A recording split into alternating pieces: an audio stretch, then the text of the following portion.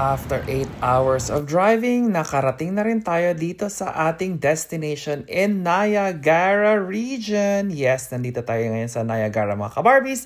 At halika kayo, itutour ko kayo dito sa aming magiging room ni Mother for 2 nights and 3 days na nandito kami sa Niagara dito sa New York State. Casino hotel style pala ito mga kabarbies at ang daming restaurant sa loob. Kaya halika kayo, samahan nyo kami.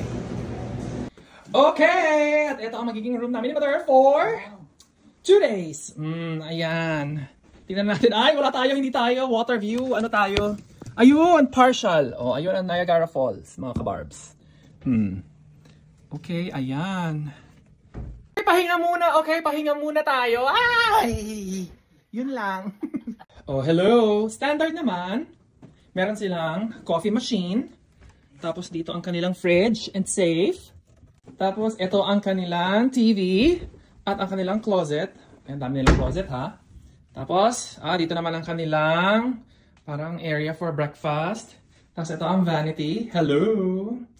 Ayan. Tapos, let's go sa kanilang bathroom. Uy, ang laki din. Ay, bongga. Separate ang kanilang shower. Ayan.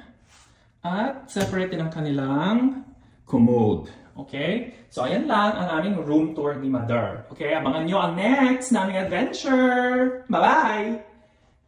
At ayan, meron tayong iuuwi na naman. Eto nga pala ang view. Nasa 25th floor kami ni Mother. Ayan. Ayan ang Niagara Falls. Ayan. Basta, yan. Yan ang Niagara Falls. Okay? Ayan. Oh, kape muna tayo with a view. Ayan, diba? Upgraded na tayo, Kluma Climbs!